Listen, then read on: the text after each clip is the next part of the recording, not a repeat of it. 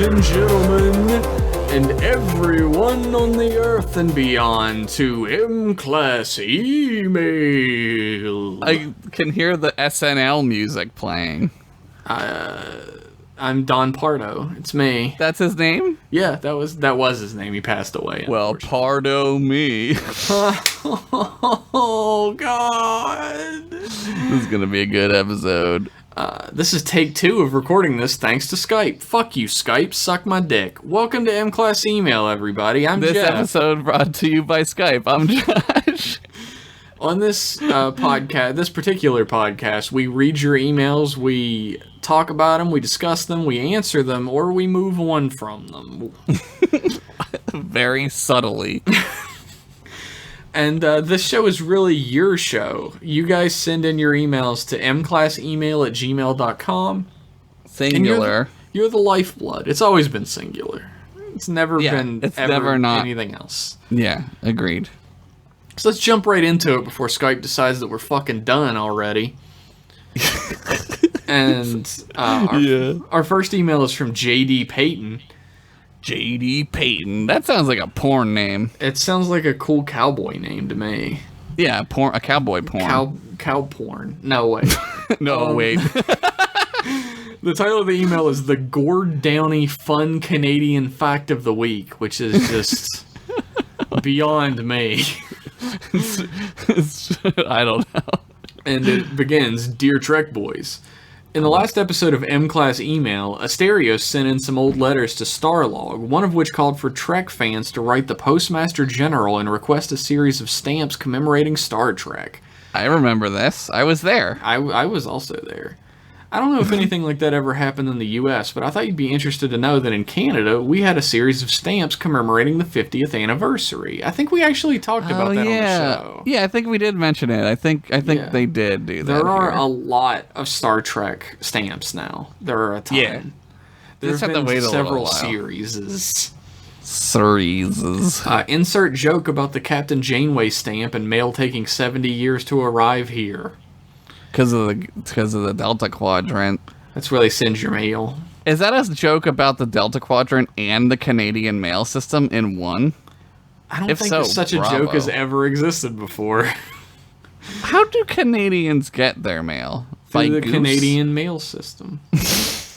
Do they put a goose in a tube and the goose is holding the mail in its beak? Is that how they get... It seems like the goose is superfluous. I don't know why they included that. Well, that's I mean, it's Canada, man. You gotta have a goose and everything, right? Yeah. Keep up the great show. My wife and I currently have to live in different provinces for work purposes, and when it's just me and my cat at home, I enjoy few things more than hearing you two shoot the shit, dissect what makes great episodes of Star Trek great, and/or affirming my distaste for post-JJ Trek. Thank you, JD. That's a great email. Best wishes, J.D. Payton. Thank you so much for that email. And thank you for letting us know about Cananity. What kind of cat do you have? What's their name? Is the name of your cat a Star Trek thing? If not, why? Like me and Jeff have names of Star Trek cats. It's true. We got Spot and Data. You have 2, I have 1. Yeah, I've got Miles and Dave. My other cat's name is Teddy. He's not really named after anything. He already had a name, didn't he? Yeah, I didn't want to change it because, like, he looks like a teddy. He'd be very confused if you changed his name. I felt like it was, like the lady who took care of him really loved him, you know? Yeah. And I felt it would be wrong. Like, because I think she really cared about him. Like, he was still a kitten. Like, he was a kitten, but, like, she obviously liked him a lot. Teddy's a good name. I'm sure if you look through fucking memory beta, you'd find somebody named Teddy in Star Trek. He's named after New Orleans Saints backup quarterback Teddy Bridgewater. It's named after New Orleans Saints actual quarterback Teddy Ruxpin. Oh, man. That would be fucking amazing. Our next email is from Michael Brown. Oh, close. And it is entitled TNG Box Set. Oh, shit. This is gonna be good. G'day, Trek fellas. Michael here from Australia. What the fuck? What day is it even? I have in my possession a box set of TNG. We're cleaning out all of our physical media, and rather than throwing it away, I'd offer it up if anyone wants it. If any of your listeners want the DVDs and are willing to pay postage, it's theirs. Just send me an email at michaelbrown586@gmail.com and I'll organize sending it. Thanks, guys. Michael. P.S. No peyote or anything, but love the show. Keep up the good work, guys. Michael, were you born on May 1986 or were you born on 86uary 05? Oh, shit, dude. That's a good question. Here's the thing. This box set is in a metal fucking briefcase with a raised Star Trek The Next Generation logo in the metal. I want this. It is numbered 3,395 of 4,000 and has a certificate of authenticity. Is it PAL? Is it PAL? I don't know. Format? That would be a problem. If it's PAL, we can't play it. Yeah, I'm sure since it's in Australia and whoever wants it would have to pay postage, it's probably best if you're also in Australia. It could also be, yeah. It's going to be a lot. Yeah, if you're trying to get it out of Australia, you're going to be paying way more than you would getting this anywhere else. But this seems to be like a limited edition certificate of authenticity thing. It's crazy. I definitely want it. I would want it just for the briefcase. That sounds cool as shit. It does sound cool as shit. I would just pack my briefcase type things in it. I would be like, I'm going off to work today, honey. I'm going to work to Star Trek. I'm going to my job at Star Trek. Gotta go to space. You know how it is. Thanks for that email, though. And if anybody's interested, shoot him an email about it. Yeah. I guess we're like the Facebook yard sale of Star Trek podcasts now. That's cool. I'd like to maybe get some of this stuff. If somebody wants to pay for Josh to get it, yeah, you can do that as well. Or just give it to me. Our next email is from Big Joey, who you might remember told us that his boss was going to break our legs and make us sleep with the fishes if email didn't come back. And the title of the email is, "The Emails is Back On, Boys." Oh my god. And he writes, "Gentlemens, my boss was very pleased with the fans stepping up their email game. The emails episodes greatly amused the boss. He's a hard man to please, and that ain't no joke. You gotta keep a solid hull between yous guys in the eternal cold of space. Yous knows what I'm saying? Yeah, you do. And you know how I know? I got the emails to prove it. Cordially yours, Big Joey." Thanks, Big Joey. I love your emails. I love Big your Joey. Veiled threats. Thanks, Big Joey. Yeah, I'm fine with it because it's New York-y, and so it's kind of just normal. It's true. All New Yorkers sound like that. That's how they talk, yeah. I love that Google gives you options to just click one click for a response and it sends it back to them. And the responses are, "Love it, glad to hear it, and awesome, thanks for the update." Do that one every time, no matter what thanks it for is. the update. Just every single time. Click, click. I just want to point out, though I'm not going to talk about it in case we actually do this collection, that Mr. Jack Carpenter himself sent in a collection idea that we may or may not be doing sometime in the future. You'll have to tell me off of this. It is called Jack Carpenter's Jock Jams 2K19, so you know it's good. Come on and jam, and welcome to the jam. God damn, I can't. What is that going to be? We'll have sports to find ones? out one day. It's going to be sports ones, isn't it? It's sports ones. I knew it, because there's so many we could do. Oh, fuck. Our next email, don't get too excited, is from Rudy. And it is entitled, "I Would Have Been Your Wormhole Alien Daddy." And he begins, "Hey Trek boys, first time, long time M-Class episode skimmer here, and a recent lurker to the M-Class Discord." Skimmer? Skimmer? Scammer? Scammer or skimmer? Skimmer. He's just skimming through the episodes. You better listen to that shit, son. Yeah, we get paid by the minute. A little side note here. Rudy actually commissioned me to create a piece of art for inspiration for an upcoming video game he's putting together about Mexican abolitionists during the Wild West times. That's cool. I didn't know this, But apparently, a lot of Mexican abolitionists smuggled escaped slaves across the border to their freedom, That's who would awesome. join their cause and also do raids. That's awesome. I would fucking kill to see movies and stuff about that. So I'm excited about Yeah. the game that he's doing. Yeah, that sounds cool. That's like a whole, like, we were discussing when I was doing the commission that's like a whole, like, chapter of history that just kind of got ripped out of the book because white people don't want to talk about it. Yeah, it's like so many things in history where, like, a very select number of people know about it. Yeah. But most people don't, right? He continues, he was talking about the M-Class Discord, then he turned to camera 3 and says, available now for the sexy-ass low price of $1 a month. Man, we don't even... www.patreon.com/mclasspodcast. We don't even need to do ads. They just do them for us. It's great. Warning, exposure to the M-Class Discord may cause your heart's dick to grow up to 3 meters each month.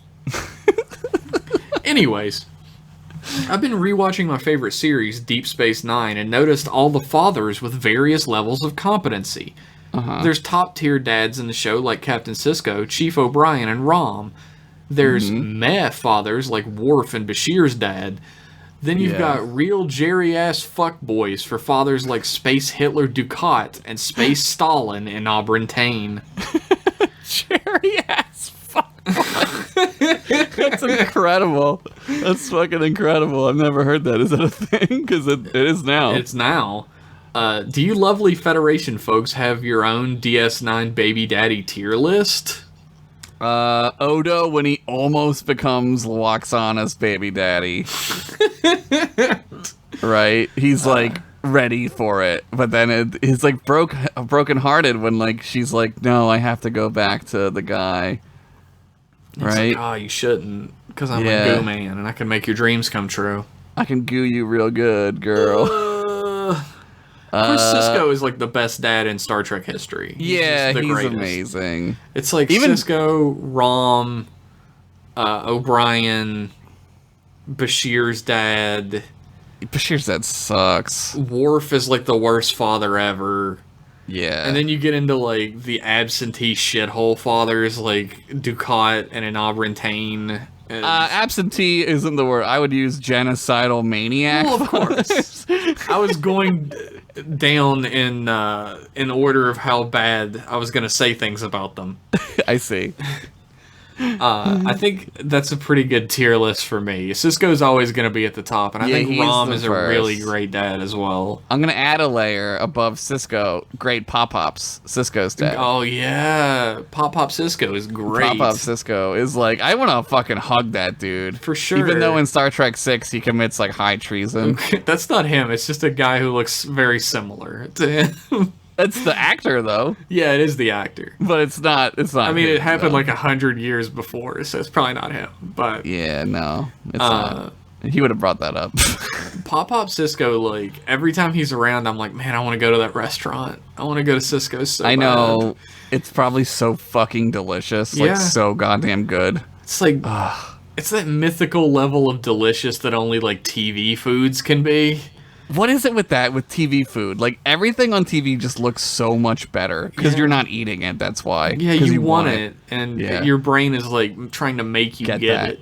Go get it. Figure out how to get it. It's Yeah. like doubled up when you see like Studio Ghibli movies and shit where like they Oh my lovingly God. animated the food and shit. Oh It's my better than it God. could ever look in real life.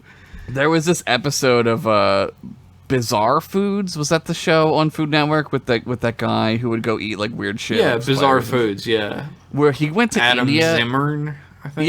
Yeah. He went to India and he just had like Indian food. Like, it wasn't even weird like food, but he went to this like buffet and or this party where they had like a 10-course meal. I still think about that because I every time I think about it, I'm like, I need that. I want a fucking- 10-course Indian food meal. Jesus. It looks incredible. Like, I still dream about it. I'm like, that food looks so fucking good. Dude, sometimes I wake up in the morning and my brain just locks on to curry, and if I don't get it by the Oh, end of the man. day, I'm just depressed. I do this thing where like I'll just go buy a shitload of Indian food and like gorge myself.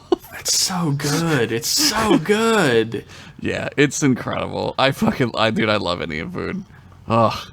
Like, here's a secret if you never got it. Next time you go to an Indian restaurant, get some goat sog. Like, Yeah. it is, like, so garlicky, and it's got spinach and stuff in it. Yeah. It's, like, the goat meat is so fucking good, and it's real spicy and nice. That food is like, everything about it's perfect. It's just perfect. It's perfect food. You get some curry, you get some garlic naan, and you just fucking go crazy on it. Eat till you're dead. Dude, go to an Indian buffet and just eat till you fucking are gonna shit or throw up. It's just fucking go crazy, dude. Mango lassi. Eat myself to death. Yeah, yeah. Oh, God. Fuck this. Let's go eat Indian food. The show's over. He continues, shout out to Bryce B and his baby daddy collection suggestion. I'd love to see it covered eventually, although I'd like to recommend maybe replacing the Kira pregnancy episode with a Garrick episode like In Shadow's Purgatory or The Wire. This dude is all about Garrick and Enobrentane. I love it too. I think that's like really interesting. The twist is great between them. I love it. I think it's awesome. It's fucked up, dude. It's fucked up because he's abused as shit. Like, Garrick is totally fucking he's fucked up. Broken. Yeah, he's like totally damaged because of that dude. Fucked him up hard. Sincerely, Lieutenant Commander Rudy of the USS La Chancellor de mi Mama Atras Mas Nagas. I fucked that up so bad. That's a long one. Thankfully he put the translation. It's the USS, a tough-ass ship that picks up the Defiant from daycare and demands lunch money from the USS Vengeance. Wow. It's like the Biff... Why don't you just call it the USS Biff Tannen? Dude, somebody the other day was in a thread about, like, characters in classic movies that are like, bad opinions about classic movies. Like, what's your terrible opinion that you really believe about classic movies? Yeah. And somebody responded that the McFly family were actually a bunch of shiftless, shitty layabouts that took the glory from the Tannen family that was really meant for them. Right. And then it's like a Hatfield and McCoy thing, right? If it wasn't for cheating, the McFly family would have been losers like they always should have been. And I responded, Biff, what the fuck are you doing on Twitter? That's great. That's fucking great. Put that almanac back and get the hell out of here. That almanac's worthless. It's 2019. It's 4 years old. What are you going to learn from? And then he fucking followed me. The guy said That's amazing. That's fucking funny, dude. That was so great. Anyway, he has a PS. Insert advert for the ever illustrious Inksburg here. Nice. I do a great webcomic that's all Looney Tunes classic cartoon humor set in a noir detective world called Inksburg, and you can check it out at inksburg.com. I do all the illustration, all the writing, all the everything, and people seem to really love it, which really means a lot to me because it's the first time I've ever done anything like it's my baby. I'm the only one doing it. I'm not doing anything with anybody else on it. It's awesome. Thank you. I love it. He does several PSs that aren't actual questions or anything, but he does one last PS. Okay. Hey Josh, when you occasionally mention Mike on the podcast, are you referring to Mike Sadorf? I am.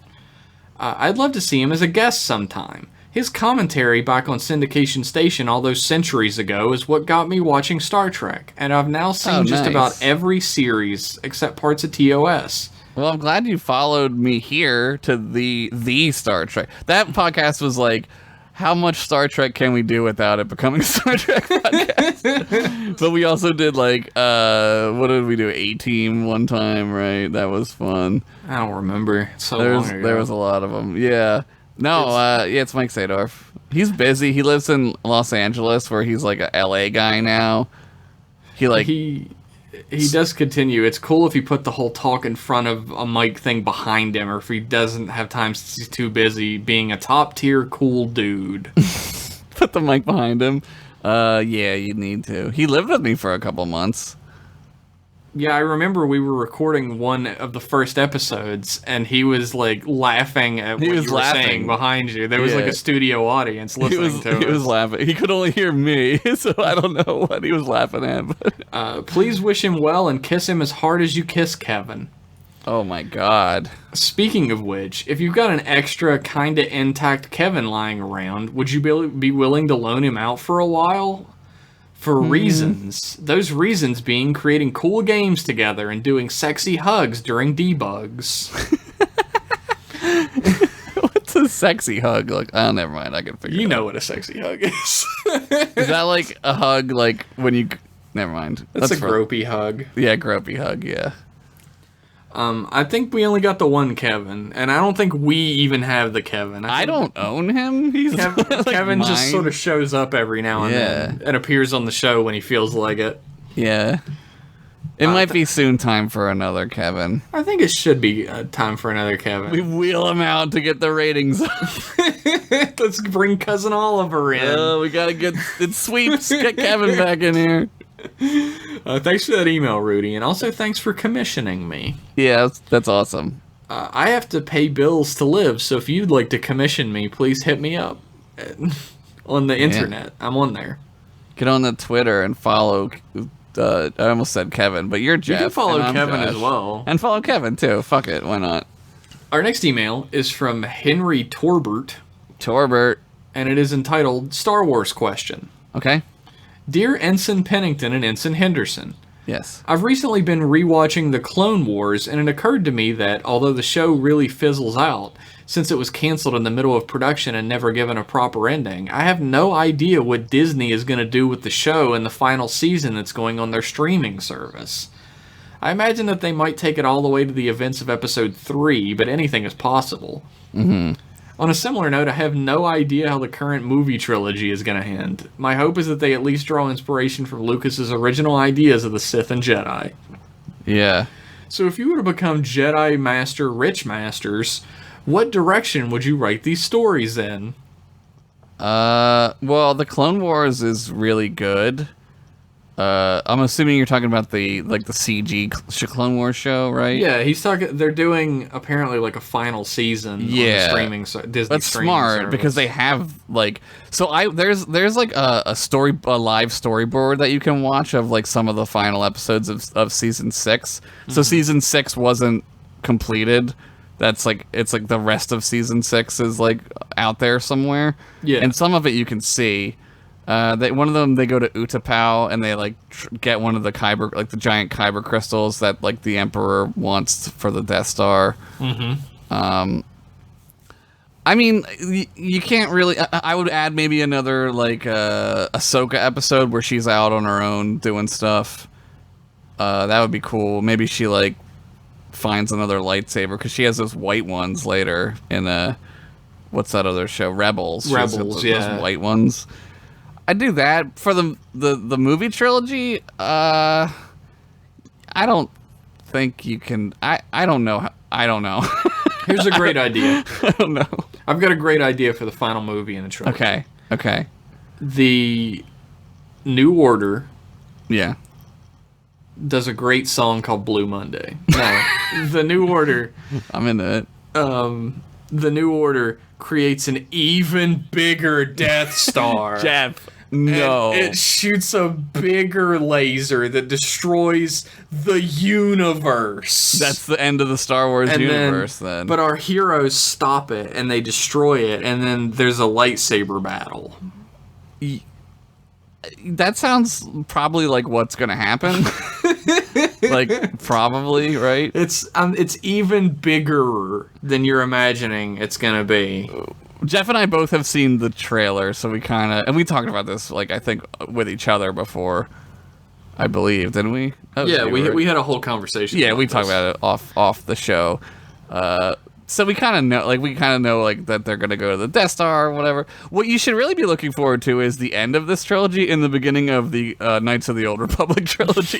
That's what you should really be looking forward to. The Terminator is gonna come back in time. Okay. I like this. And he's gonna find Rey, and he's gonna say, "Come with me if you want to live." And she's like, okay. And then they go on the Millennium Falcon, and then there's the giant Death Star, the one that's as big as the solar system. Double Death Star, And- Dyson Death Star. It's like a Dyson sphere. And Rey looks at it and she says, "That's no galaxy. That's a Death Star." And the amazing. Terminator looks at her and says, "Chill out, dude." And then they shoot lasers at the Death Star, and it has the same hole that the old one did, so it blows up. That's incredible. Holy shit. That's gonna be it. I'm telling you. I'm gonna go see this 5 times. Is the Terminator's there? Fuck It's got the same hole in it, and the Terminator hangs out the Millennium Falcon because all the guns have been shot off by evil spaceships. It's just a shotgun. It's just And he the has shotgun. he like from two. hangs Yeah. out, and he has like a box in his arm, right? And you're like, what's he gonna do with that box? And he flips it open, and roses fly everywhere, and it's got a shotgun. It's a shotgun from and he the shoots movie. the shotgun down the exhaust vent, and it blows the Death Star. Fuck, this is amazing. But then it turns out the Death Star has a giant There's more. T-800 in it. T1000. It's like the same thing as Arnold. It's Oh, like T800, yeah. It's a T-800, and it has a giant shotgun. And then they lose to the giant shotgun, because how can you defeat that?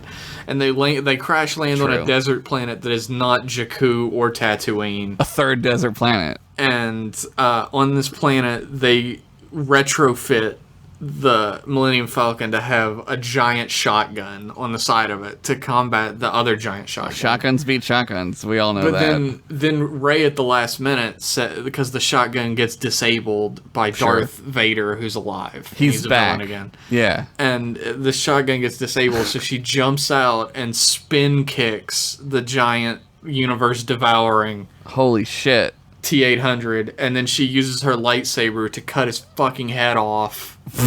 This is amazing. And then the Emperor is inside the head, and he pilots it like fucking like a kaiju. Andros. He pilots it like Andros. And he shoots squares at her, and she laser beam swords the squares. She has to fly around in the eyeballs and the brain. Yeah. Yeah, And the get Millennium it. Falcon shoots the eyeballs, and then it turns into an eyeballs and brain. Yeah. And a lightning sword fight on the brain. Like laser sword, lightning sword. Yeah. And then she defeats the Emperor, but he doesn't fall down the shaft this time. She says, "You're getting the shaft again," and then kills him with her sword. You know what? This is all happening in this movie. This is gonna be what's happening. And the T-800 melts into the brain and does the thumbs up. The thumbs as up. It melts into the brain. Fucking cool. All right, that's what's gonna happen. I think The final enemy is Andros. the final enemy is within yourself. It's true. She has to fight like Dark Ray, like it's a Dark Link. It's the Link. same thing. It's just a rip off of every J.J. Abrams thing that he's ever seen in his whole life. She fights Dark Link Ray and defeats it, and that's how she becomes a true Jedi. Does she cheat and use the Big Oron sword? You can cheat. And he's much easier to do. She has, and Kylo Ren is there, and he's like, "Oh, I actually love you, Ray," and she's like, "I love you too," and then they kiss. But we're brother and sister. Oh well. No, they're in love and they kiss, but then the Emperor's upper half comes back with a spider body. Oh yeah, And well, that's canon. Yeah. He uses his sword to cut Kylo Ren in half and absorb his quickening. Wow. And then they have another laser sword fight, and he loses again. Wow, man. I The don't. end. I mean, that's it. There you go. So that's what's gonna happen in Episode 3, I'm not even. Attack of the Clones.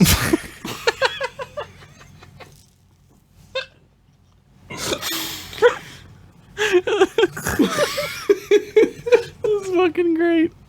Oh man. So hopefully you can look forward to that. Yeah, I'm ready. December. Be there. He signs the email, "Thanks, Chief Petty Officer Henry Torbert, Captain, Starbase Tchaikovsky, 5.5 months from contact with Federation." This dude's going crazy. He needs Star Wars. Get this man some Clone Wars. Our next email is from Colin Brady. Yeah. And it is entitled, Every DS9 Chief of Security is Terrible. And you're not wrong, buddy. Wait, how are they all terrible? Who's terrible? DS9 is constantly getting fucked over. Yeah, it's like a port, though. That's how ports are. Hey, Count Treculas. Nice. I really like that. That was good. I've been slowly making my way through Deep Space Nine, currently halfway through Season 3, and the more I watch, the more one question sticks out in my head. Does Deep Space Nine not have any security cameras? The whole fucking thing is a camera. I think we brought that up a couple times. Like, how the fuck did they not know this happened? Everything do they not is have security cameras? Everything's a sensor. Like, the sensor, you don't even need cameras. Like, everything's scanning itself all the time. Like, just scan this whole thing. Like, you don't even need a camera. It just knows. You would think, but like he says, there are so many plots that could be easily resolved with basic security cameras. Who shot Quark? Check the footage. What was Vedic Wind discussing with the prisoner? Check the footage.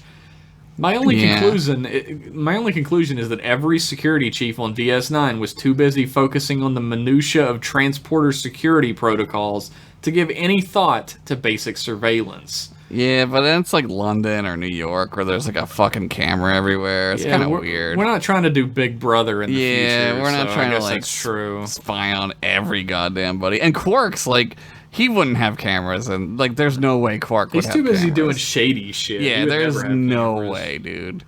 He would be like, nope.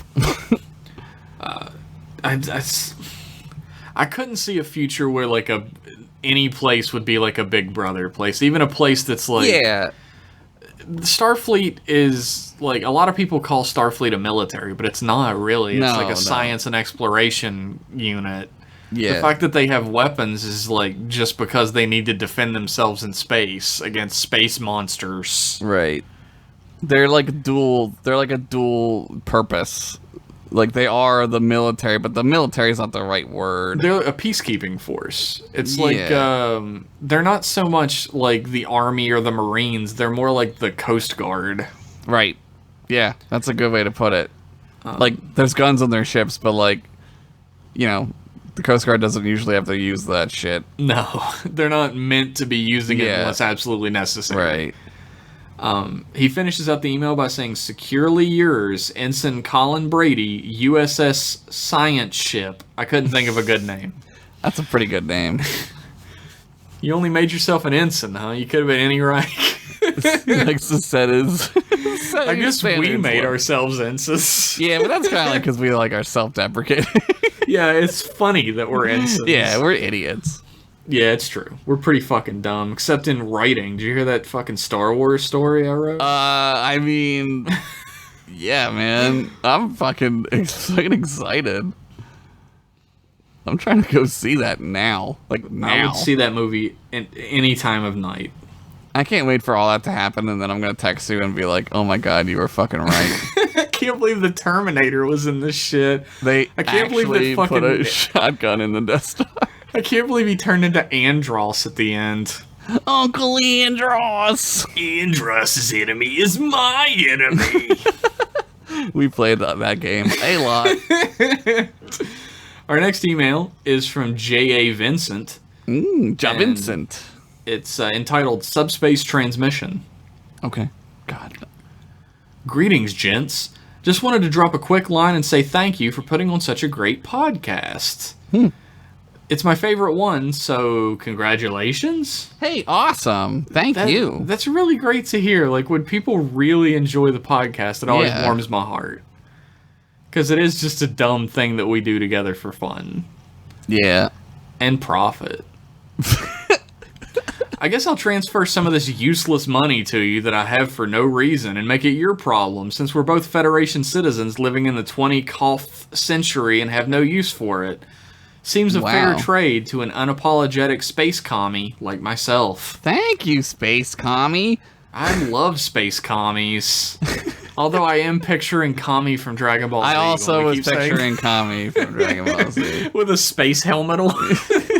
He just just grabs one of those, like, I don't know, the Zinyu Force. They don't have helmets. I don't think so. They got capes. That's halfway to a helmet. Anyway, the other night I was watching Enterprise on Netflix. Yeah, I love it too, Josh. Thank you. Finally. Yeah, no one else has ever liked Enterprise, just you and Josh. Just us two. And lost my shit yet again upon stumbling into the episode Regeneration. Yeah.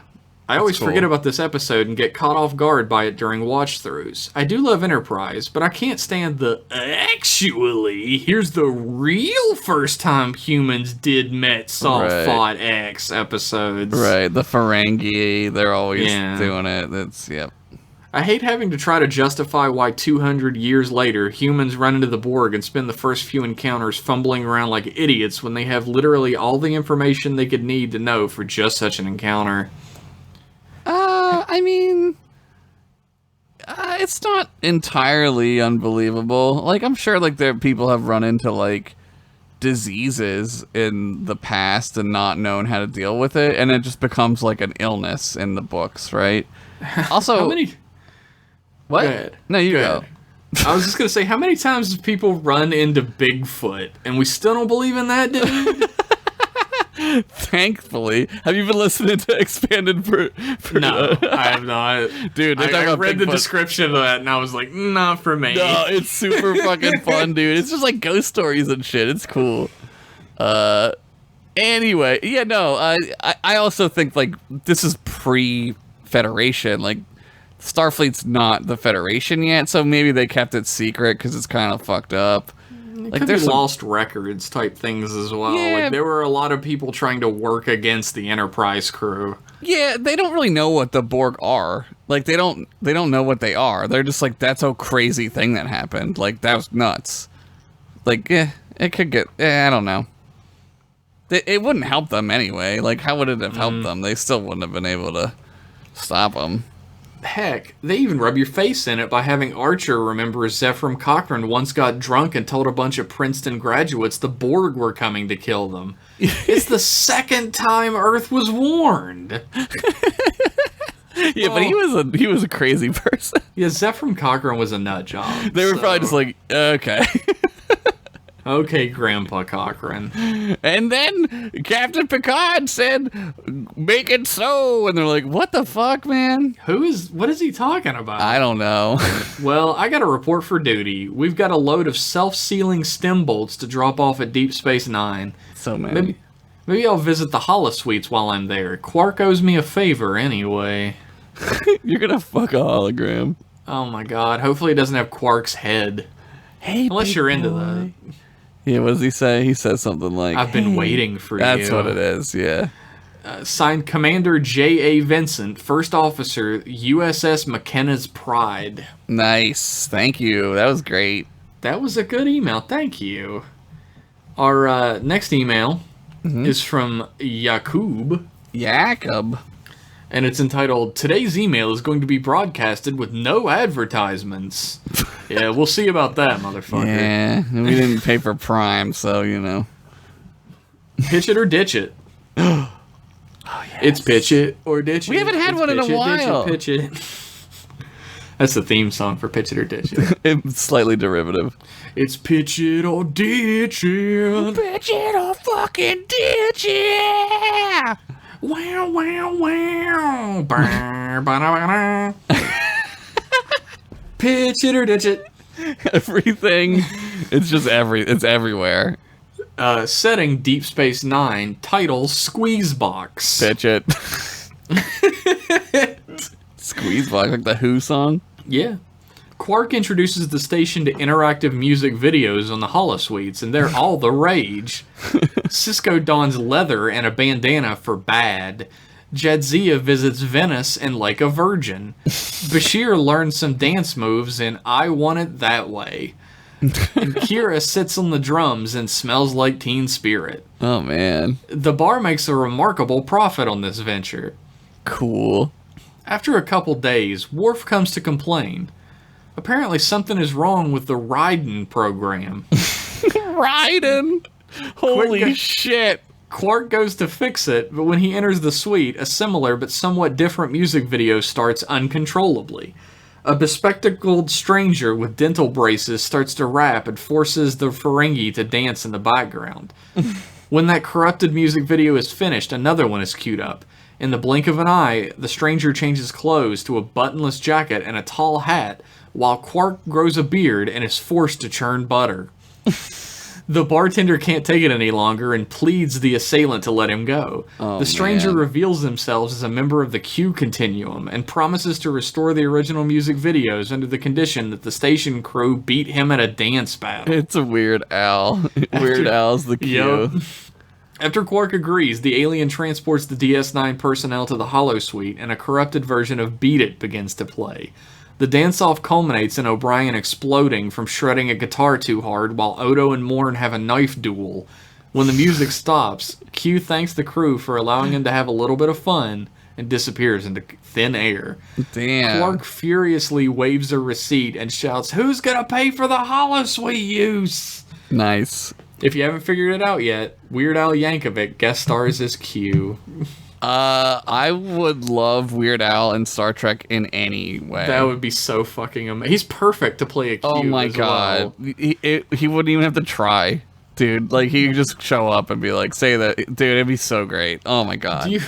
Do you remember the Brack Show episode that Weird Al guest stars in as like a gross alien that's trapped inside of a space whale? Yes. And he's like, "I really love it when you guys come here to visit me." He's so crazy. Yeah. The Brack Show. I fucking love that show, dude. Did I tell you? I posted about it on Twitter. I found a fucking signed print from C. Martin Croker, who played Zorak and did all the animation, that says, "Thanks, Jeff," on it. You should buy it. I did buy it. It's in my living room right now. You could make up a story. Yeah, I met C. Martin Croker at a Taco Bell. It's signed from the year 2000. So it's year like 2000. It's it has little word bubbles above Zorak and Brack, and he says, "You heard what?" And Brack says that we're getting canceled, buddy. So apparently it was right when that happened. He knew. And it says, "Thanks, Jeff, C. Martin Croker, 2000. That show was so good. It's like Space Ghost Coast to Coast and the Brack Show are like two of my favorite things ever. I was love them obsessed so with the much. Brack Show, and I loved Space Ghost. God damn, I used to sing the Zorak song. I forget it now, but it's been a while. Like Cartoon Planet had all these fucking songs on it that I fucking loved. There's one that I sing in the shower still about, I think it's called Mashed Potatoes. Mashed potatoes, yeah, I remember that. Mashed potatoes, boom, boom, boom, sweet potatoes. I had that on my Winamp. Oh, it's fucking so good, dude. I used to go to it still exists, this like Brack scrapbook website that this girl kept for ages about Space Ghost Coast to Coast, Cartoon Planet, then the Brack Show came out. That's cool. And this site was apparently so popular that if you get the DVD set of the Brack Show, the girl who ran that website was asked to do a commentary track on 2 episodes. That's crazy. Which is so crazy cool. What would we like? I would love to do that. We should just do that. Why don't we just make for one of our movie watches? Let's just watch like 3 episodes of the Brack Show and just talk about it. I'd be all about it, dude. They're on the Cartoon Network, AdultSwim.com. Yeah, they're free. I think. Yeah, I would love that. That show is so funny. I was watching through Space Ghost Coast to Coast, before I did the Ghost Planet Twitter. Like, that's basically when I was doing it, watching through the show. I got to several episodes where it's the previous episode that had come on the week before, but they had several of their moms do commentary tracks over it. And they're called, like, momisodes. And they apparently just put them on TV. Like, you would watch one episode one week, and then the next week the same episode would play just with 3 confused older women talking over it. That's so great. It's so weird. Dude, they were just like filling time. They're like, what can we do? The whole idea was to just do whatever the fuck they wanted at the time. It was wonderful. Like, it was so it was like I'd never seen anything like it. I was like, what is this? It was great, dude. There's still never been anything like Space Ghost Coast to Coast. No, it's like that show and like Mystery Science Theater are like such gems. Like they're like perfect.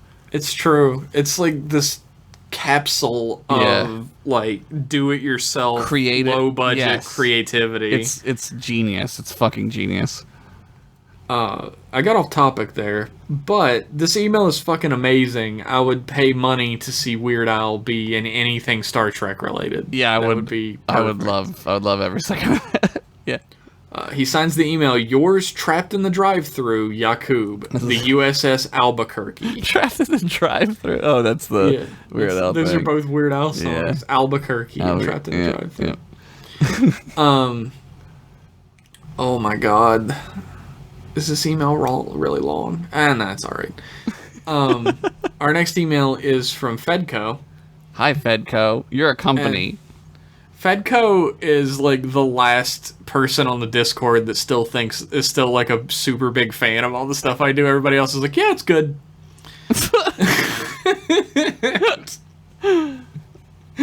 Yeah, it's good. Ensign Pennington, Ensign Henderson, Trek Boys. Hello. This email is petition for the renaming of Mugatu. Mugato? I think it's Mugato. On Stardate 4211.4, TOS Season 2, Episode 19, A Private Little War. They're the Sasquatches. Captain James Tiberius Kirk fell victim to a large creature which was referred to by the natives of the planet Neural as a Mugato, a creature that is impressive as it is deadly. I have included an image of the creature in the event that the reader of this email is unfamiliar with its appearance. It's like a horned Sasquatch. Yeah, it's a Sasquatch with a big horny. Yeah. He has figure 1, the Mugato, underneath. That's great. That's really great. Not to be confused with Mugatu from Zoolander. I've been thinking about that the whole time. I feel like I'm taking crazy pills. I still think I'm supposed to be reading this in a Vulcan voice. You always very Vulcan. It's like they're trained to start the email out in a way, and then it trains you to speak like Tapan. Like check this out. However, as with the extragalactic parasite, Night Egg, I have found a more logical name that would increase the ease of identification of this creature. As such, I present to the reader's consideration the Poismacorn. This name is a simple triple portmanteau of the words poison, due to the exceedingly deadly venom found in the poison corn's teeth. Yeah. Poismacorn's teeth.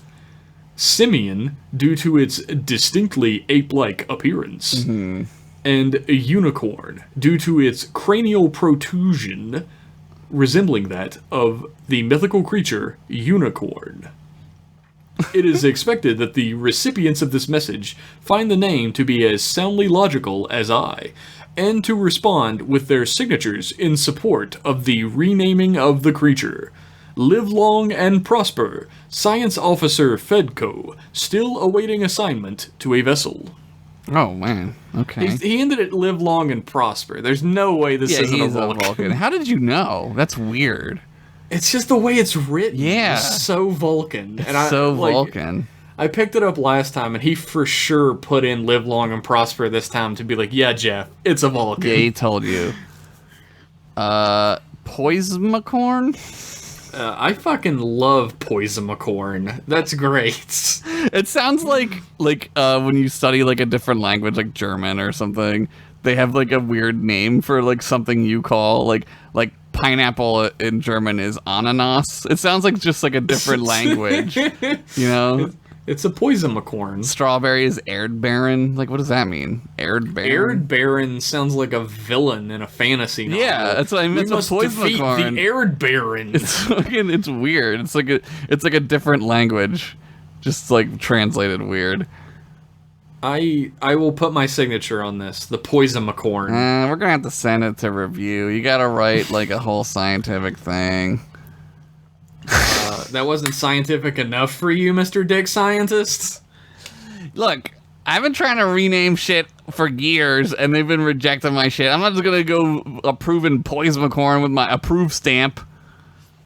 Josh has several times tried to get penis renamed to Schlongamacorn. No, the Josh Horn. The lower horn. Lower horn. The wing dang doodle. Thanks for that email, Fedgo. I finally figured out your game. Oh, man. Our next email is from Boston Sean. Boston Sean, my And- arch nemesis.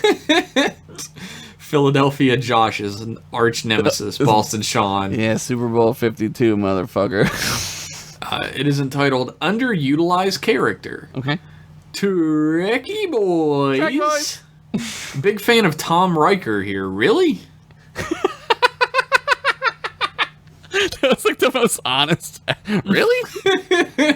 Yeah.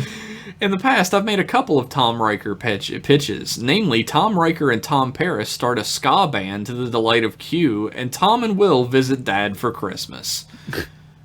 I think he's a fun idea, and I wish they used him more. So, pitch it or ditch it. 1. Will Riker is kidnapped and held for ransom by Ferengi. The only way to get Will back peacefully is to get Tom to pretend to be Will and convince the Ferengi they have a useless transporter clone. I imagine transporter clones occur somewhat frequently, so the Ferengi will probably understand. They definitely didn't know what the fuck was up in the Tom Riker episode when he first duplicated. Yeah. They were like, yeah. That would be funny. It would be like a funny, like... I could picture it like them being like confused, all Ferengi, like where they're like, "Oh, what's going on?" You know. I'm gonna ditch this because it has Tom Riker in it. Yeah. I'm gonna soft ditch it for the same reason. Will Riker and Tom Riker perform a hollow play of The Parent Trap. I'll pitch that. Yeah, that's fucking great. Tom has accidentally booked 2 dates at the same restaurant at the same night. Yep, pitch He'll it. need the Enterprise's greatest pilot and greatest wingman to help navigate this minefield. This Friday, catch tomfoolery. Pitch That's it. a pitch. Hard pitch. We were just talking for hours and hours about sitcoms, so... Remember when Janeway murdered Tuvix? Sort of a reverse of the themes explored in this collection. Yeah. We could have true. done a Tuvix episode. If I ever have to see Tuvix again, it'll be too soon. It'll be Tuvix too soon. Tuvix too furious. Will goes to Ryza to find all the ladies are sour on him. He goes to the bar to find Tom laying the Mac down like a college frat boy. Tom, what the hell? Nah, this What do is you great, think? but I'm gonna punch it up. He doesn't know, like he's there for days, right? He has no idea what's going on. Even like the Ryzians are like, ugh, like dude. they're like which is like crazy, right? Let's make this like full sitcom. Yeah. Tom goes into a room, does some heinous shit, and then leaves, and then Yeah. Will walks in and has to deal with the fallout of it over and over again. Yeah. until he figures out at the very end of the episode that it's Tom, and he gets his cartoonish sitcom revenge on him. But also, it's a Ferengi mind controlling Tom to do it. In damn. revenge for when they kidnapped Riker and Counselor Troy and his mom and her mom. I thought it was gonna be like in revenge for that time Picard had sex with Vosh when that one Ferengi wanted to real bad. Perhaps it's that. The Ferengi are fucking crazy. They'll fucking revenge for no reason if there's profit in it. He's got a revenge for profit. That's like the 69th rule of acquisition. I'll pitch that only if it includes our punch-ups. Yeah, agreed. P.S. You asked last week if my mom listened to the show. I did have her listen to the first email she appeared in, but she didn't quite get podcasts. Are these your friends? She asked. No, it's like a radio show, Mom. They're just hosts. Oh, can I call in right now? Yep. I don't bother anymore. I'm gonna send your mom my phone number.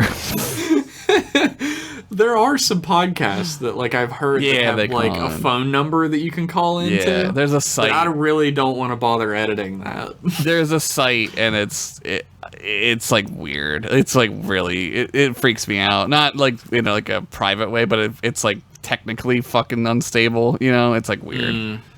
It's like you can just get, like, a Google number as well and use a Google voicemail. Yeah, you can do that. That's what they do usually. and then you like play it, and yeah.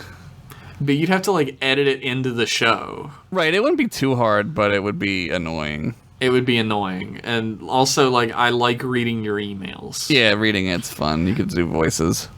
There is something fun about, like, you guys being able to read your emails to us, but I don't really want to go through all that. Yeah.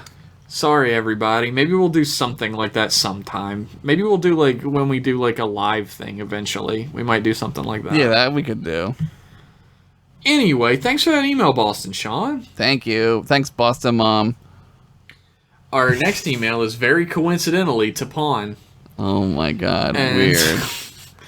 It is entitled, You Are and Will Always Be My Acquaintances. That's very sweet of you. It's like Superman. Boston Sean's like, hold on, I'll be right back. And then like Superman comes in the room and he's like, Superman, where have you been? Superman, how did you know we were in trouble? I knew. I think multiple people write to Pawn, actually. You think? I'm like 100% certain, actually. That's crazy. Ensign Henderson. Ensign Pennington. Why was I first? Trek Boys. Do you not like that? Does that make you nervous? It makes me think he's gonna ask me something. I don't want to talk to him. Oh damn, dude, you hate Tapon. I don't hate him. I'm just like the McCoy to his Spock. You're a Trek bigot. No, he's just a green-blooded hobgoblin, and I don't like him. Good evening. This is Tapon of the Tapon's radio program. It has been 5 months since my last email to you. Jesus Christ, he's right. Your absence on the USS Tapon's radio program is noticeable. Yeah, I know. Humans put much stock in the annual celebration of their birth, which seems unusual. I prefer to observe dates which I accomplish something monumental. For instance, when I acquired my mug, or when I first discovered Hall and Oates. His mug. Those are events which are worth remembering. Wow. His that mug must be literally some just mug. says Tapon on it. Does it say Tapon in like Vulcan? I think it just says Tapon in sans serif English font. Comic Sans. He would never. We should make Tapon cups and Comic Sans. Also, how is it not monumental to be born into the world? Into the universe, all the random chance of like all the atoms in the universe that have ever existed and ever will exist, you get to be here. It's pretty crazy. It's monumental. Yeah, it's a big deal. Regardless, I thought it might be of interest to you that yesterday was the anniversary of my conception. Wow. This celebration seems more appropriate than the observance of actual birth. Yeah, it's more fun. It is satisfying to reflect upon the year. Perhaps some human traditions do have value. Hey, he's coming around. I have no question this week, only that announcement. Now, if you will excuse me, Drac has set up a piñata. Live long and prosper. Tapon's radio program. USS Tapon's radio program. I just picture like the Klingon pinata, just like worms come out of it. He's like, yes, God. Like fucking eyeballs and shit. Like, it's just all gross shit. It's candy. Dude, well, congrats on your dad cream pieing your mom. Oh, God. How would you know? I guess Vulcans are very efficient. They would know. Well, yeah, you count backwards 9 months and you're somewhere in the ballpark. Yeah, but like you don't know the day. I mean, you're trying I'm sure to give. his dad told him. But how would he know though? I mean, here's the thing: like humans, maybe this is different for Vulcans, but humans are just doing it like a lot. Like you can't be certain unless it's like I'm a sure one-time Vulcans deal. are like maybe once a week at best. Oh God, Yes. really? Oh jeez. Oh man, that sucks. Maybe like once a month. I don't know. Holy shit. They're not big on boning. I would think that they would be, though. Like, once... I mean, not, like, Ponfar aside. Like, that's sort of, like, different. Like... Yeah, that's murder boning. Yeah, that's a little scary, but also kind of awesome. But, like, I would think that, like, once the cap is off that bottle, it would probably be pretty good, right? I mean, it's logical, right? Like, if you feel those needs to release them, Yeah, right? like there would be a logical time to do it, and that would be the time, and that would be it. Like, yeah, why wouldn't they? Why wouldn't they want that, right? I don't know. Maybe Vulcans are like I watched through a ton of the Golden Girls recently, Yeah, and there's always I definitely see where this is going. every once in a, it's not actually about Blanche. Every once in a blue moon, like Rose talks about what sex was like with her husband who passed away, and she's like, "Yeah, sometimes he was so tired he could only have sex for 3 hours." Yeah, it's like ridiculous. And she's like, and then the next morning he could hardly even muster 4. Yeah, And they're like, "What?" yeah, dude. And they're like, "You had sex every day, both morning and night?" "Yeah, didn't you?"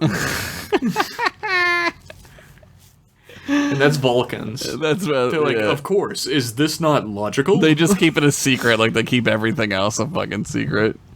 Yeah, nobody knew what fucking Ponfar was until Spock let that shit out of the bag. Yeah, Vulcans probably hate Spock. They're like, "We kept this secret for hundreds of years." Oh, they hate T'Pol too, because she's like, you can mind meld. It's not a bad thing, because they like stigmatize it like AIDS, because there's like a disease you get if you do it wrong, and they're like, no, it's fine. You just gotta do it the right way, and we can fix it. They hate all the protagonist Vulcans, except I guess Tuvok. He's a pretty normal ass Vulcan. Well, once they start spending time with humans, they get real suspicious of them, because like they get like it's like real fucking like racist, really. Like Vulcans are pretty fucking racist. Yeah.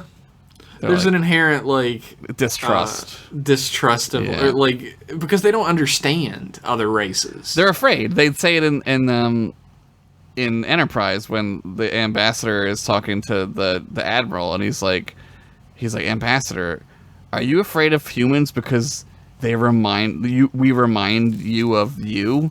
And he's like, "Yeah." He's like, "Yeah." And it's like fucking great, like, because it's finally like there's like, oh my god, they like are being honest, you know?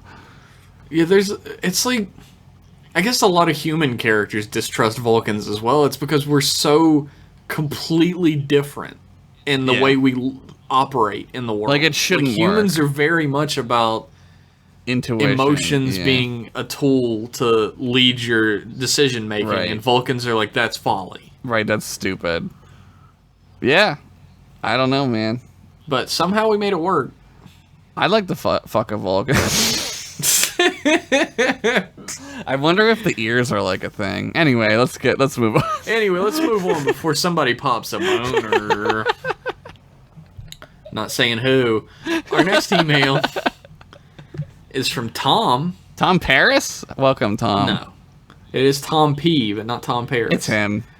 So emails is still sustainable. Studio. Nice. So emails is still sustainable. That's tough. Pleased to see emails is back. Mm-hmm. So after finishing Enterprise, I decided to swing over to TNG, which I had watched only in parts. Weird that you did it that way. So he's doing it. He just skipped TOS. I guess he's not doing it chronologically. Yeah. A lot of people do that. Like, TOS is good. Come on. Yeah. No, people. I don't want to like blow up Tom Paris here, but people watch things weirdly, and I think that like that's like a strange way to do it. But it's all personal. I mean, he was probably just going through the series and by order of what he found interesting. And he probably just started. Yeah, he might have just like happened to watch Enterprise and then was like, "Well, I'll just finish it." Yeah. So I got to Datalore and couldn't escape how incompetent the crew of the Enterprise are. They give Lore complete access to the whole ship, seem to spend most of their time wondering if Data can be trusted, and no one acts professionally to each other. It's really weird. Yeah. They blunder around and keep shouting at Wesley, who, despite being right, doesn't actually tell them the problem, but instead complains about being told off. Yeah, he's a child. Then I started to think of other things, like the lack of proper gear when they go on away missions. No one has any proper boots or even a coat. Shouldn't they have emergency kits with them on away missions? Has society advanced to the point where people can't be bothered to adapt to circumstances?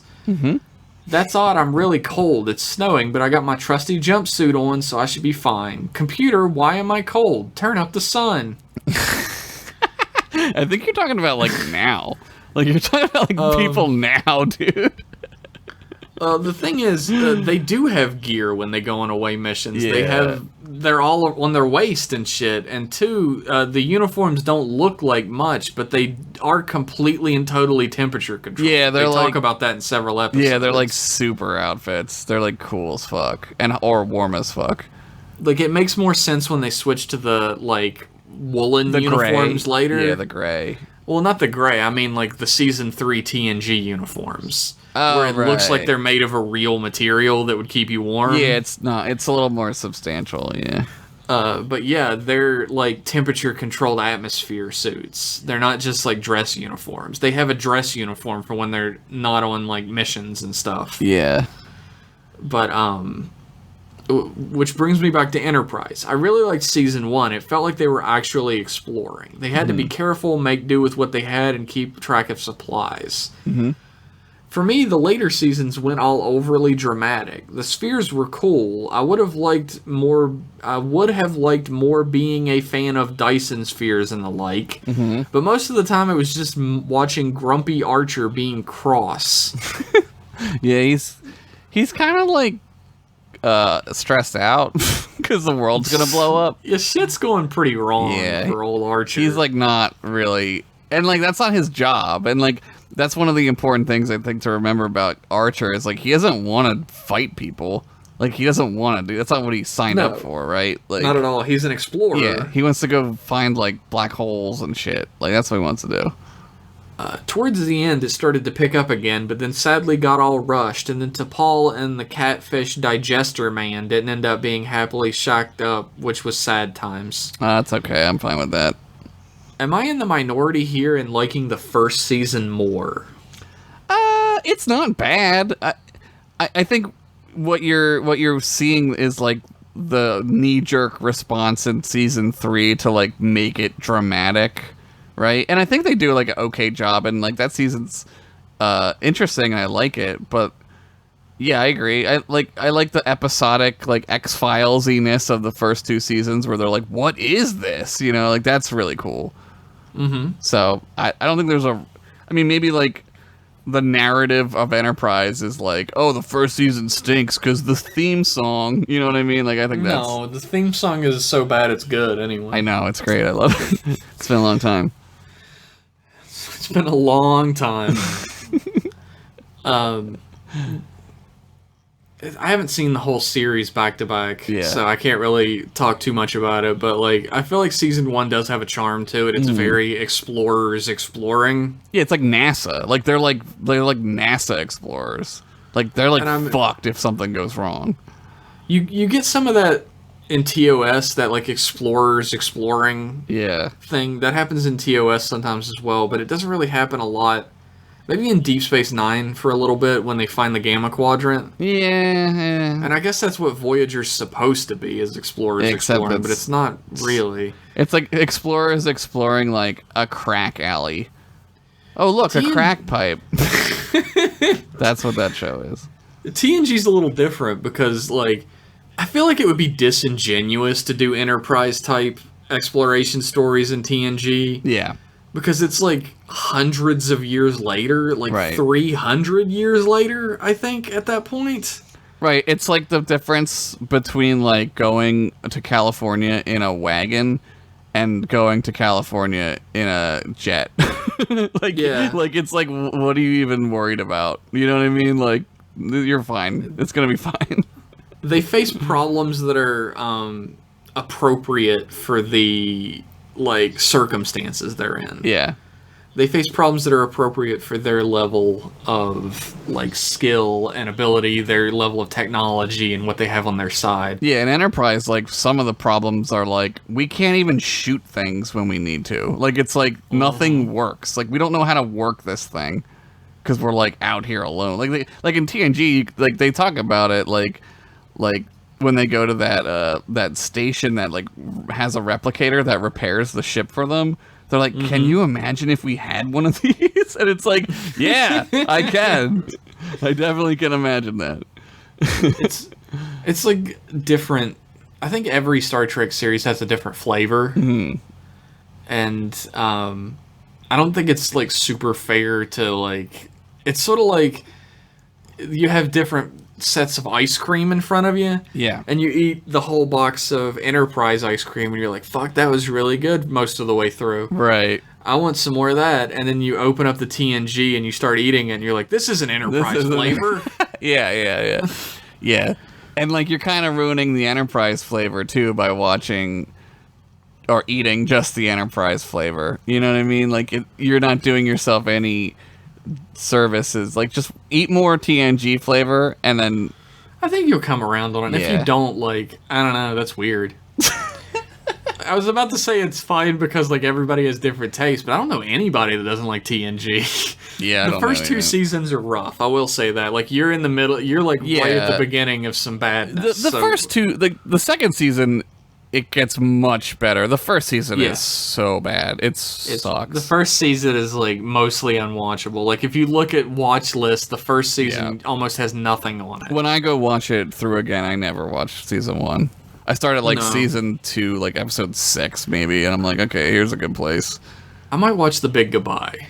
Yeah, that one. Yeah, that like, I might watch that one because I really like Dixon Hill episodes. Dixon Hill.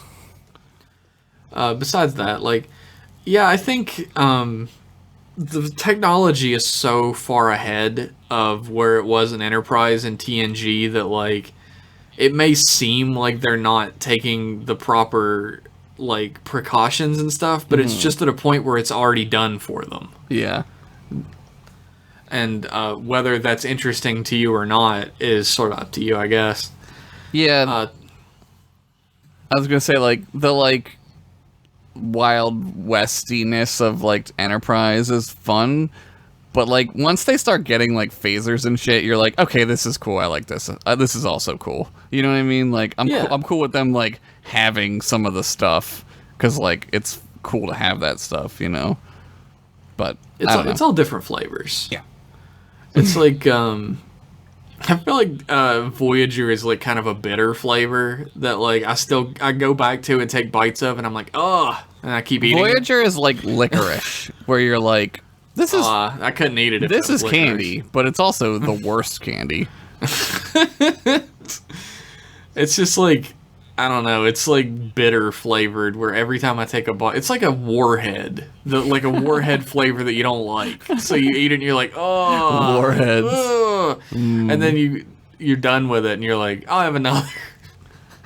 Voyager is like circus peanuts. It's like the shittiest true. of shittiness. It's Voyager is circus peanuts in that I'll still eat it, but I won't like it. Oh my god, it's why I'm ugh. I won't eat licorice. Licorice licorice sucks. will never get anywhere close to me. Licorice is like like people's idea of candy before sugar was discovered. Licorice is like Great Depression candy. It's before we know that. you kids want candy, Dude, but this is all we have. Licorice so is- we're gonna tell you it's candy. licorice is like 1580. It's like plague candy. Here's some candy. Hope you don't die from the plague. That's like what that shit's from. It's fucking disgusting, dude.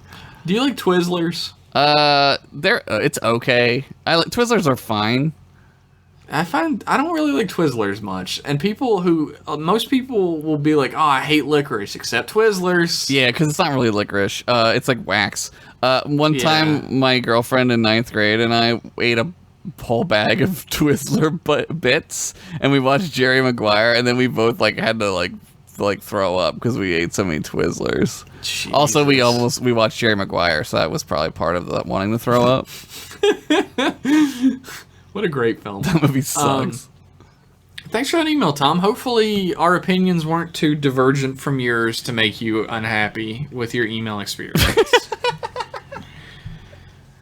That was some good legalese, wasn't it? That was really good. Our next email, and our final email of the night, is from Rich Masters. Oh my god. Could you just figure it out yourself ahead of time? It's Rich Masters. I mean, we usually end with Rich. And it's entitled Saved by the Boys. Oh my god. Gentlemen of Trek, intro time. Okay. Ah, Jesus. When I boot up in the morning, my cat spot meows a warning for another feline supplemental dose. Wow. After thoughts of Tasha's boobies, it's now time for my bridge duties, where Will Riker leaning in uncomfortably close. It's not alright, cause I'm fully functional. Tasha's boobies. When Picard says make it so, I'll be geared up to go. On an away team, I'm the first volunteer. Bah, bah, dreaming of the Borg Queen on my plastic molded peen. I should have made more trips to Ariza in my career. Alright, you were losing me there with the Riker rhyme, but the Borg Queen one, that got me back in it. It's not alright, cause I'm full functional. It's not alright, less sex than Geordi. It's not alright, where's my robo orgy? It's not alright, cause I'm fully functional. Less sex than Geordi? Woof. 0. How do you get less than 0? I don't know. He continues, big fan of Jeff being a big fan of Saved by the Bell here. Oh my god. This is like wrapping around itself. Okay, so this is the penultimate episode of Star Trek TNG Season 8. What's penultimate mean? It's the one before the last one. Is that what penultimate means? Yeah. No, I learned something. Given that my last episode will be a 2-parter season finale. Shit. Full disclosure, there are normally 26 episodes in a TNG season, but just assume that I took 2 weeks off for holiday and there was one terribly racist guest writer who loves the thought of being kidnapped by racial stereotypes, and one terrible clip show episode. There's only ever one of those in the whole show, thankfully.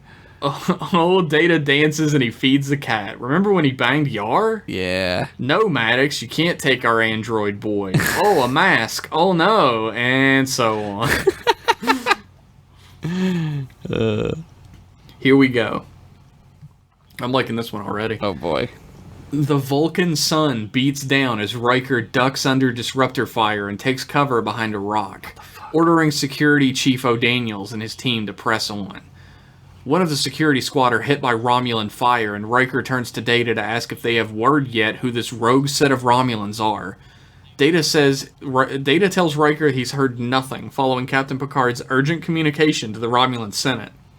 But if Riker noticed, the uniforms used by this set of Romulans is not Empire standard.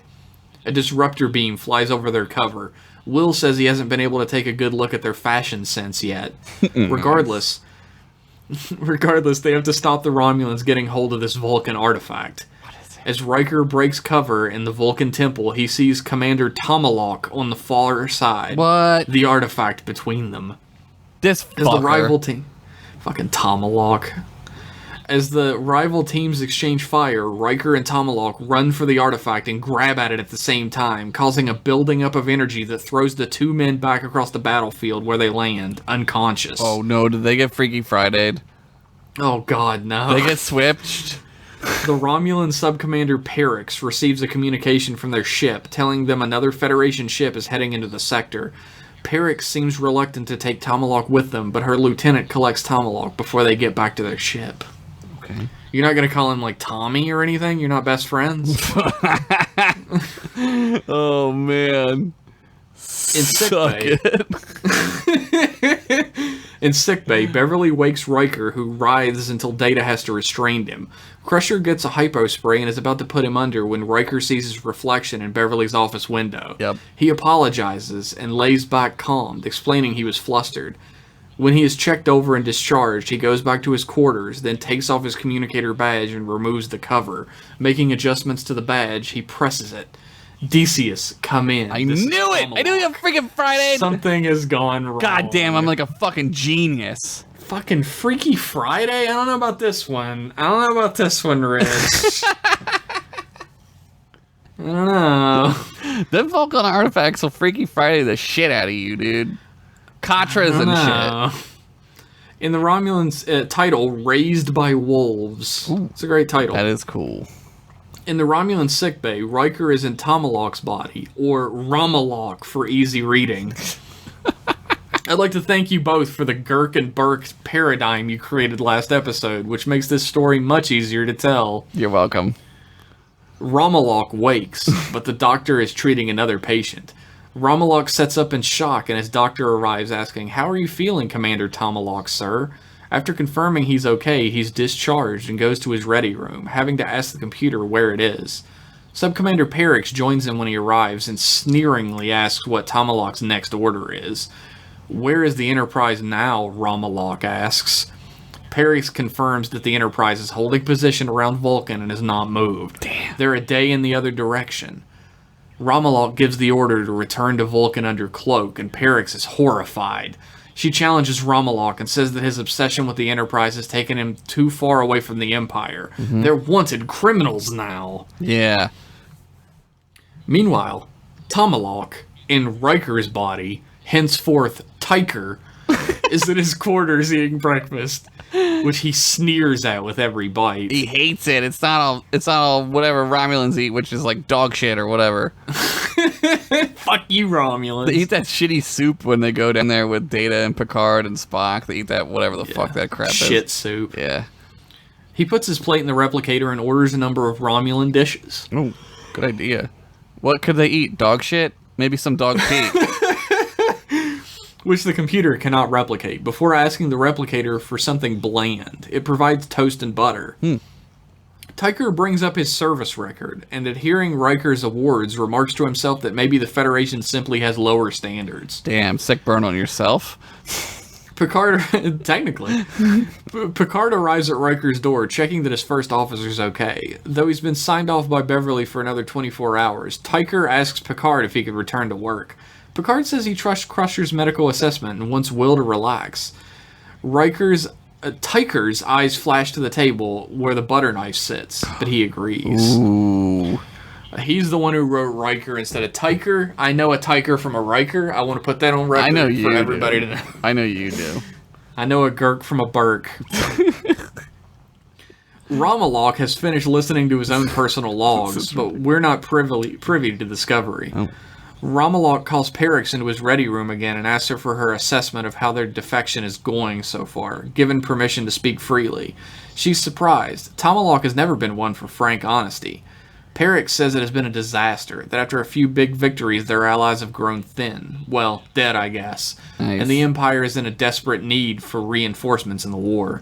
She questions whether Tomalak is truly in this for personal glory or for the Empire. To keep his cover, Romalak threatens to demote her unless she follows his commands. Damn.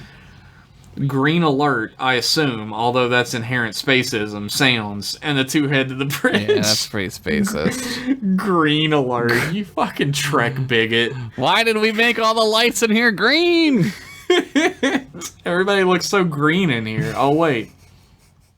I guess it would Tiger- make sense though, because like red is our blood color, and it's like it's like Oh, a bad. shit. It's bad to look at it, right? Like, oh no, like red is bad always. Stop, don't go there. You know? Oh, shit. I wonder if that's true. Maybe it would be green. Well, I feel like I learned something today. Tiker is the earliest crew at the bridge briefing, a fact that surprises Picard enough to inquire how his CO is. Tiker curtly says he's fine, but refuses to sit down, pacing behind the other crew as if impatient. Picard has had an update from the Romulan Senate. Tomalak and the Decius's crew have defected from the Romulan Empire in protest at the war pact with the Federation, Damn. along with a small band of other ships. Well, that makes sense because they're dicks. It's true. Bigger dicks than a normal Romulan. Yeah, that's like super dicks.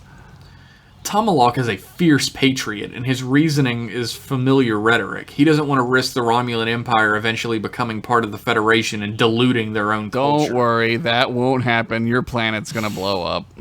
Yeah, fuck you and your planet. And when the Senate would not rule out closer ties with the Federation post-war, he refused to view them as part of the Empire anymore. Data comments that it seems to correlate with their knowledge of Tomalak. Incredibly xenophobic, zealot-esque, and stubborn.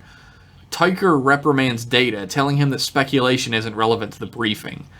Deanna senses something is wrong, but can't put her mind finger on it. That's really fucking good. Picard agrees in a much more diplomatic way. Tomalak is simply a Romulan, as honorable and fervent in his belief of Romulan way of life as they are for that of the Federation. He says that he plans to stay in the area and protect Vulcan space to protect the planet, and dismisses the crew. He asks Will to stay behind and tells him he's right. They shouldn't dismiss Tomalak as some troublesome Romulan.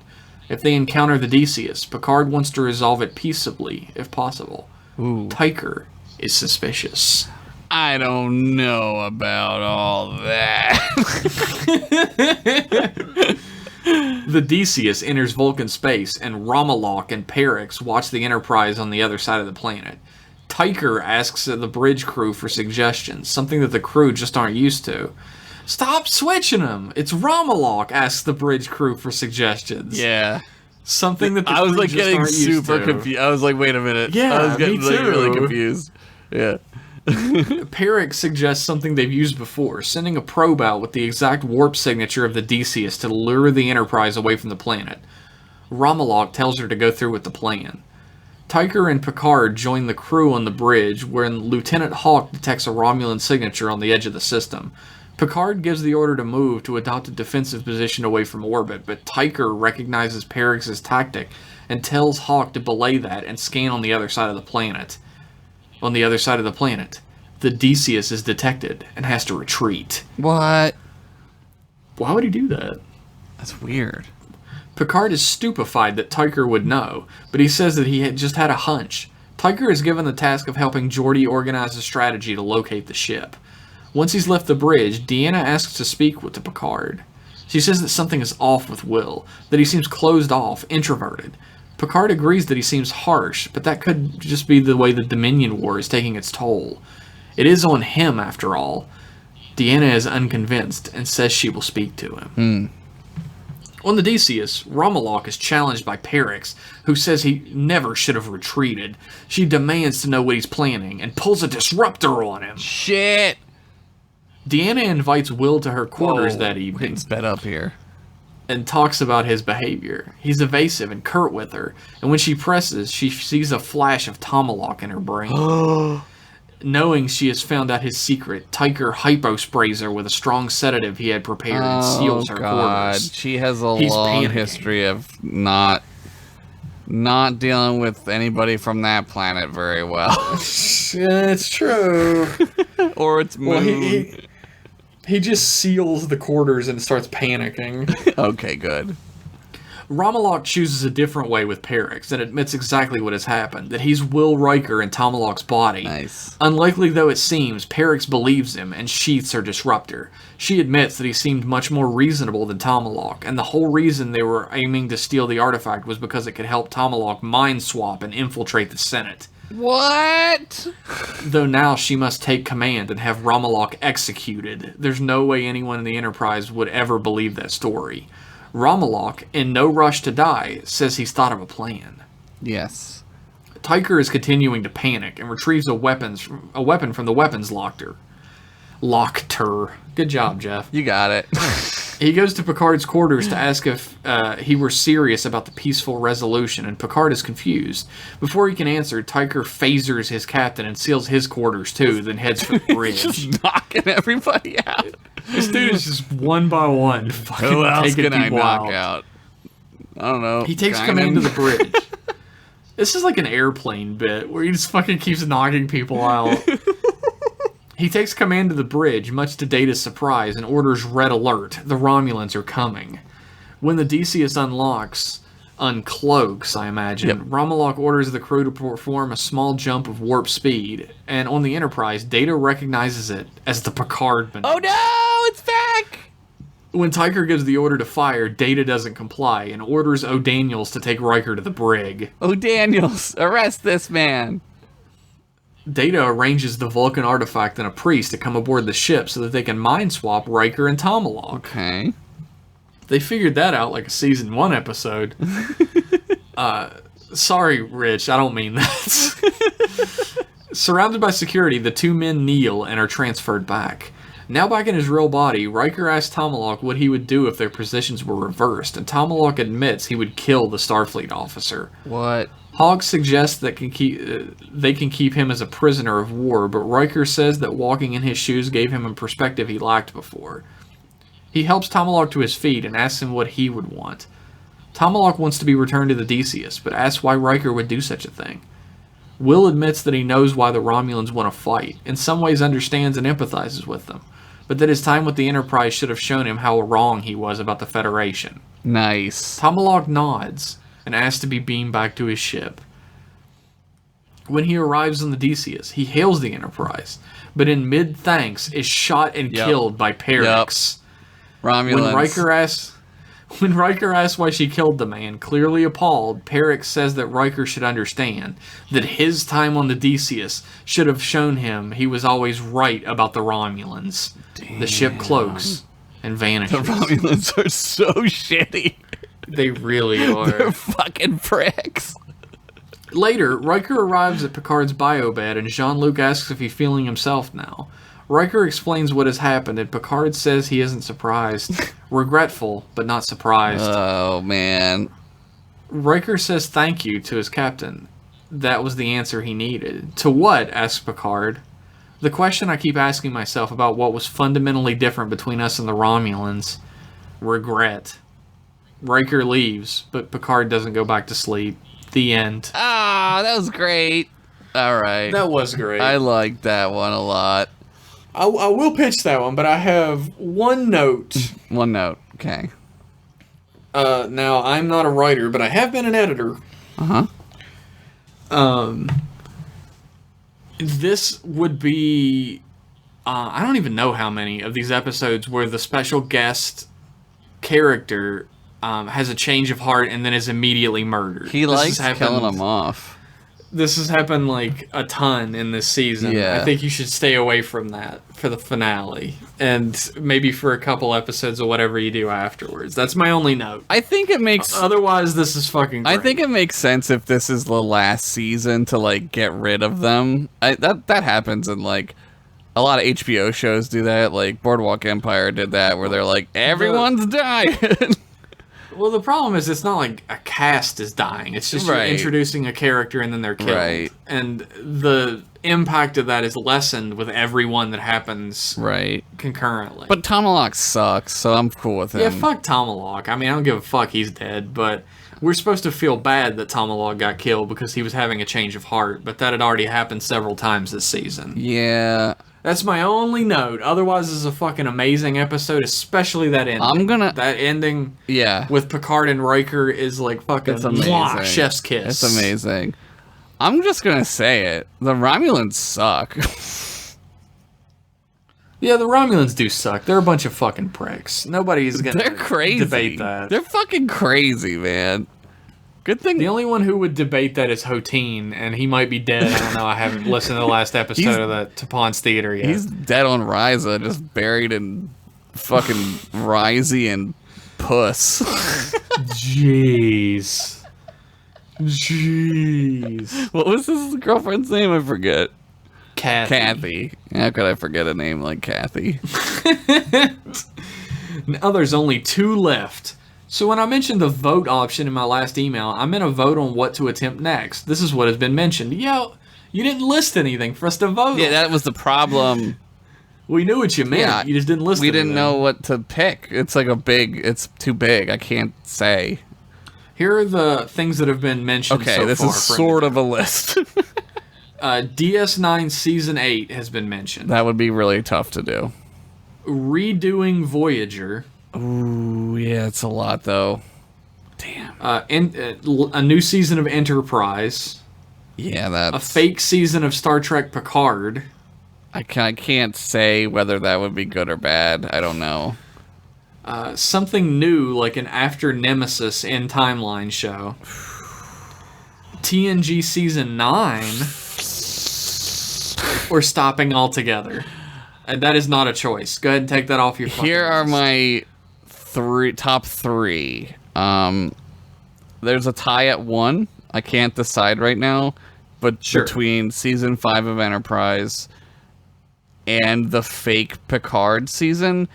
And I'm going to say that is tied for one because I think it would be really interesting to have Rich do a fake Picard season before the show comes out. It would be really... It would be heartbreaking to me. No offense, Rich. He's going to make it better. It will be better. I know. He's going to make it so much better, and then the show's going to not live up to it. I know. And then my third would be season 9 of TNG. I don't know how you can do season 8 of DS9. And Voyager, I don't care. I don't give a shit. Well, now here's the thing, dude. Voyager might be my number one. Really?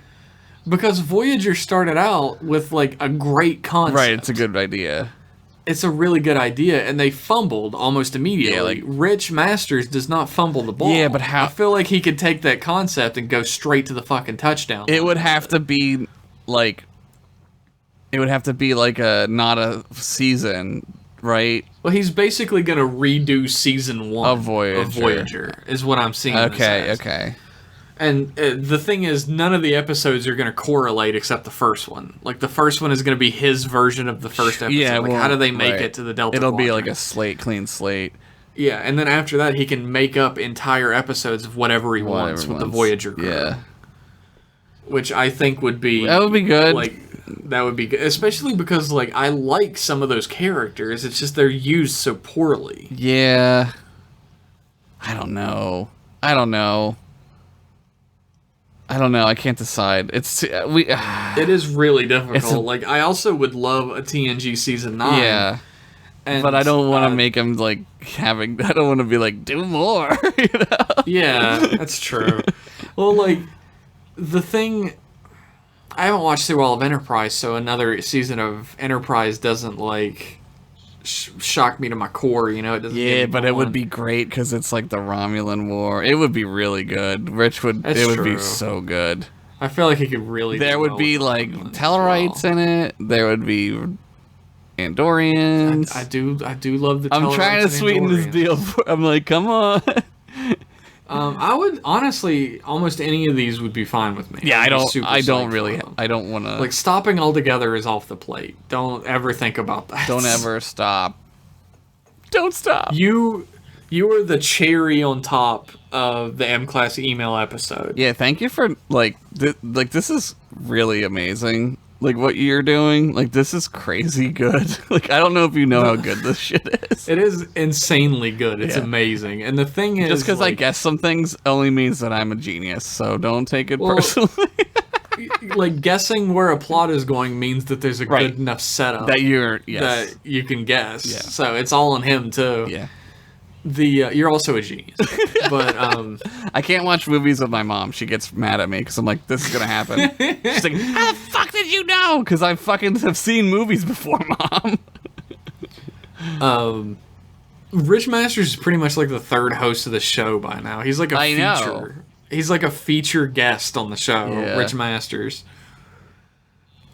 He finishes up the email by saying, "I'd be keen to hear what, if anything, people are interested in. And if the answer is to stop, I wouldn't take it personally. I get that this isn't everyone's cup of tea. There was one person who said it wasn't, and fuck them. They're not allowed to listen to this podcast." I don't know who that is, and I never heard it. Maybe I blocked it out of my memory. Rich, have you considered a show about Ryza and all the sex there?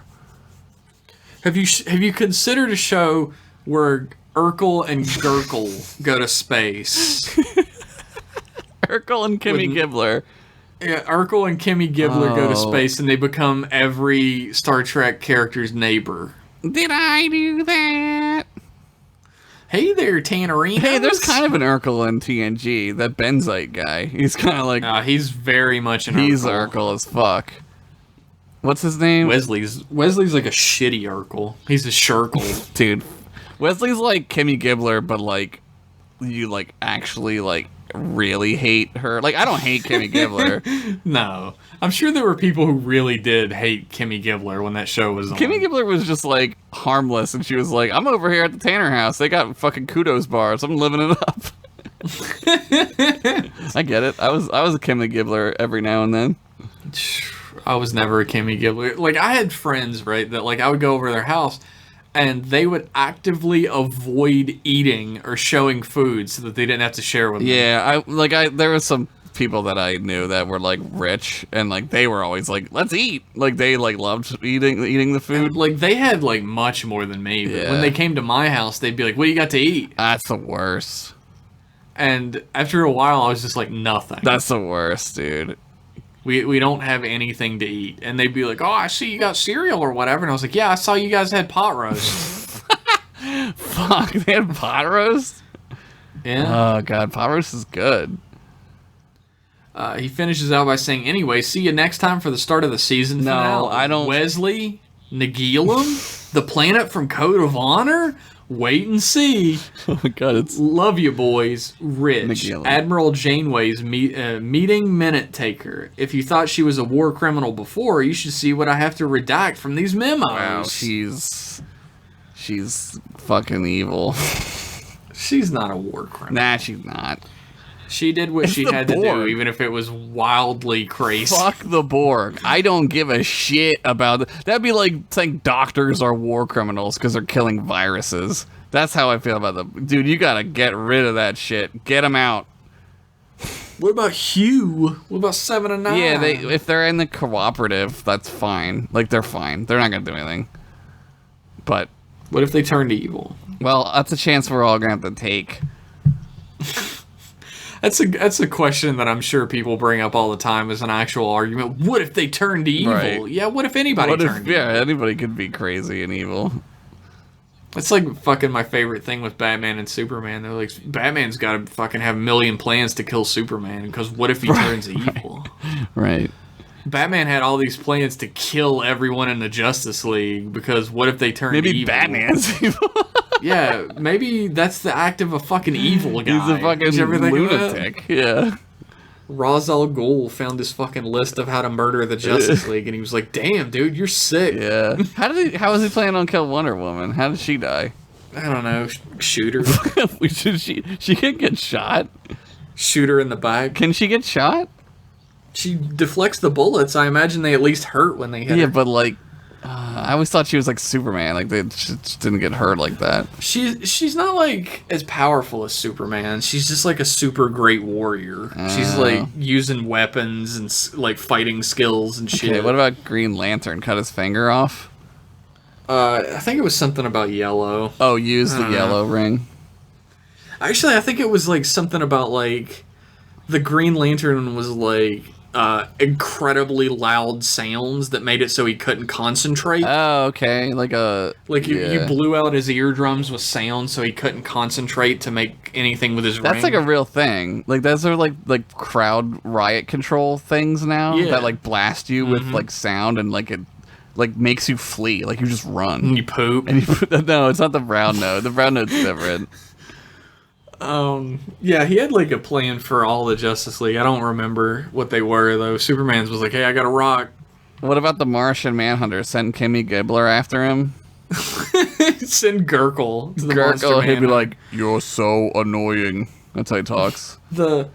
The Martian Manhunter is weak to fire.